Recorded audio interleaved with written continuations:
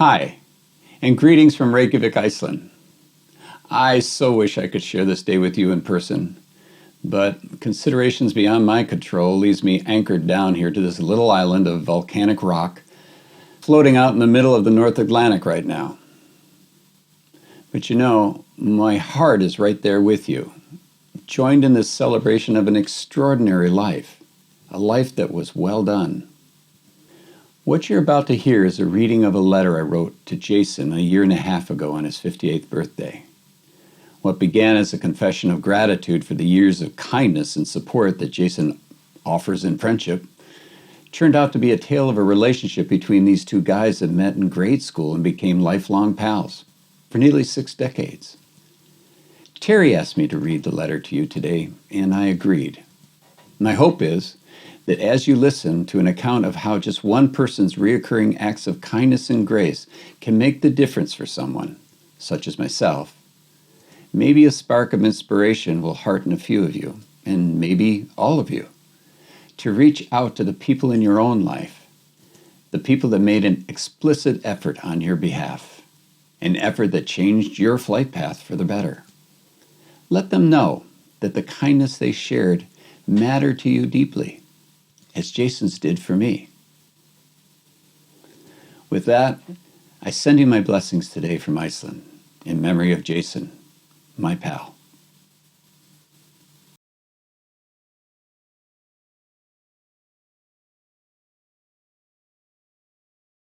It was good to talk to you yesterday, Jason, and I enjoyed our conversation. I'm so pleased to hear that my help has been a useful resource throughout this overly challenging period in regards to your health. As I mentioned on the phone, I have also benefited greatly from our friendship. From the beginning of our alliance that began 55 years ago in elementary school, your endorsement and support, selflessly gifted to an awkward and often shy preacher's kid, someone that you embraced as an equal, has been a blessing in my life. You may forget some of the early details, so let me offer some reminders. You were the one who actually gave me my first taste of disruptive technology at 10 years old. The day you invited me over to your house on Oakwood Avenue and demonstrated your new transistor radio, this tiny pastel blue box of plastic from the future that sat on your windowsill in your bedroom. It was the first tubeless broadcasting device I had ever experienced. And best part, it ran on batteries. You skimmed through the dials, playing a couple of Beatles songs, some news reports, and a classic symphony or two for good measure. I felt the thrill of Tomorrowland at that moment and thought, hey, you know what? This guy is really cool. A number of years later in high school, you invited me to drum for you and Buck Bucieri in the Truth and Soul Review. That was our progressive adaptation of the standard and flavorless school variety show. You probably have no idea how much that opportunity meant to me. I mean, come on. You guys were total legends on the high school music scene. It was like I would be sitting in with the East Aurora High School version of the Beatles themselves. Well, we were a total hit. That experience alone raised my confidence as a performing musician, and thanks to you, it also served to elevate my social station to, well, maybe fellow cool guy. High school ended and we both transitioned into young adulthood. You went off to college and I got on my motorcycle and went off to see the world. We both got married and we both got divorced. Soon after my marriage ended in 1980, I left on an inner journey, this time one of disillusion, that lasted for nearly a year and eventually ended at your doorstep in Juneau, Alaska. I was headed to Anchorage, then on to Australia, but you suggested I alter those plans and settle down in the capital city and try and make a go of it on the final frontier. You had an empty room at your trailer and it was all mine if I wanted it. I accepted your kind invitation, which ultimately changed the trajectory of my life, particularly as an artist. Your sage advice would ultimately open doors of opportunity for me that would last to this day. The decades in Alaska played out for us with remarkable fortune. We got off to a little bit of a rough start, though, when a heat lamp, jerry-rigged by our landlord to thaw the line to our trailer, fell and broke at 3 a.m. It caught the line and the tank itself on fire. Within minutes, the fire quickly devoured the tool shed and began ripping through the single-wide matchbox of a home. The neighbor woke you, thank God, and got you out to safety, but not before you made it through the dense barrier of smoke to my room to call out the alarm. My room was located right next to the tool shed, and by then it was gone, engulfed in smoke and flames.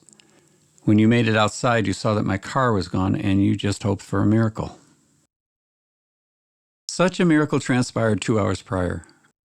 Restless and unable to sleep, I had gotten dressed and driven down to a local club to get some air and maybe tire myself out.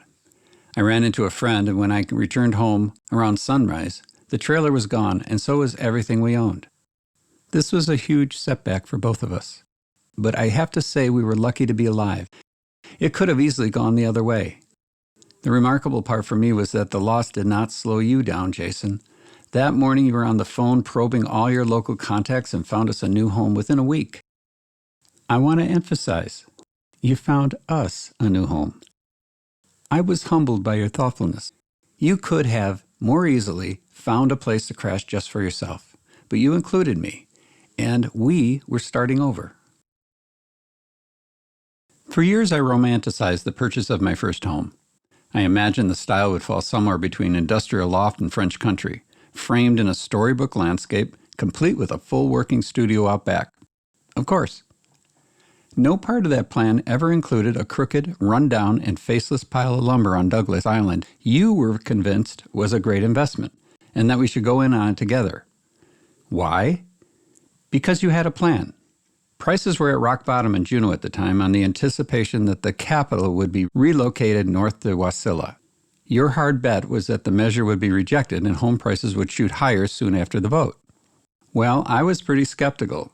Real estate was not my thing, but your argument was convincing enough that we signed the papers the following week.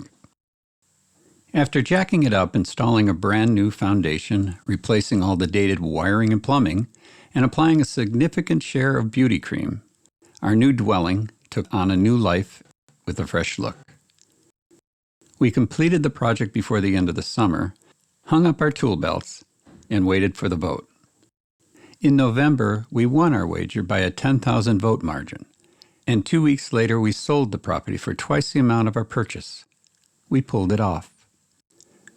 My portion of the proceeds went to pay for a year in design school in Seattle, and you tucked yours away and eventually applied it to the purchase of the house on 7th Street, the place we affectionately refer to as Budzo Manor, or simply the Manor. The story of my time at the Manor deserves a tale of appreciation all its own, but in brief, by introducing me to this community of brothers and later sisters, and inviting me into an open-hearted collective of principled, kind, and entertaining pals, you helped set the metric of measure for many of my relationships going forward. Taking up residence at the Manor years later blessed me with a family that continues to reign in significance and substance throughout my life, regardless of where I set my head down on this planet. There is no other appreciation that rises above the gratitude I feel for this incredible gift of extended family that you bestowed upon me. During my tenure at the Manor, you patiently schooled me in the basics of HTML code. On an evening, we sat around the dining room table discussing the role of technology in education. That one serendipitous lesson propelled me onto the World Wide Web and held me upright on my board as I surfed this new tech wave of opportunity we called the Internet. You were confident this emerging platform would change the world as we knew it, and you were determined that I become an active practitioner throughout its development. That day, you bought me a ticket to the future, and I never looked back. At the time, my career as an Alaskan artist was firing on all cylinders, distributing my art, servicing my galleries, traveling long distances for shows.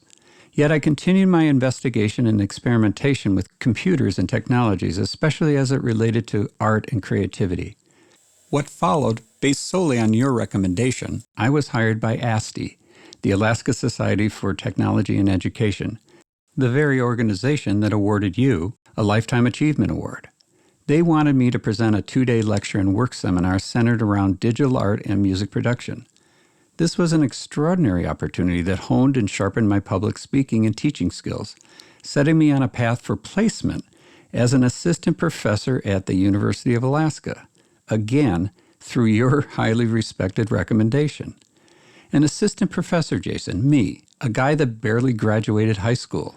Here I was teaching a series of digital design and fine art courses at an accredited university. Go figure. One after the other, these watershed moments in my life offer the undeniable evidence of what one thoughtful, considerate, and generous soul such as yourself, Jason, can provide to advance the opportunities in another person's life. Every one of your selfless acts of big-hearted inclusion hit the mark for your pal here and reveal the signature of kindness that's simply built into your character. My sincere intention is to pass your model forward by being a resource for others when presented with the opportunity to do so. So I know, you being the humble guy that you are, you'll pass the credit right back to me.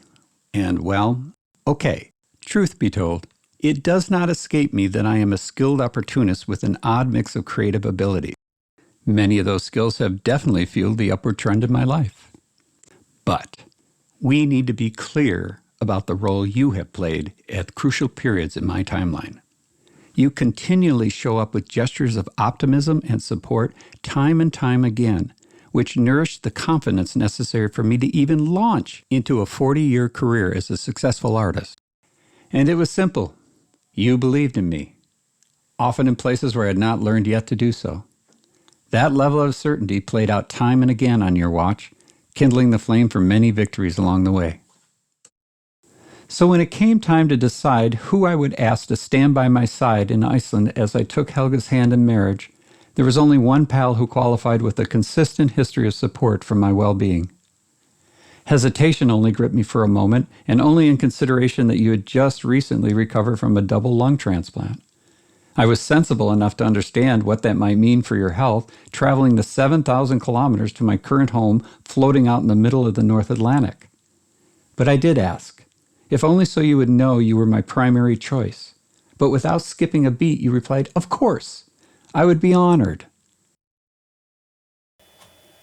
So let's fast forward to today. It's your 68th birthday, Jason. This is the day we celebrate your life. And though our birthdays are supposed to be the best day of the year for us, I am aware that each year has been marked with additional challenges for you, and this one is no different. I wish that I had some superpower or magical spell that could manifest the gift of normal life for you again. But unfortunately, I don't have a superpower, Jason, and I don't know any magic spells. But what I do have is a big heart and a lot of love for my friend. And what I do know is that I will do whatever is needed to make your life even a little bit easier for you and for Terry. That's a promise. You have been there for me again and again and have made a huge difference. And now, it's my turn. You know, I know it's kind of a guy thing where we find it challenging to ask for help, especially when help would really make all the difference.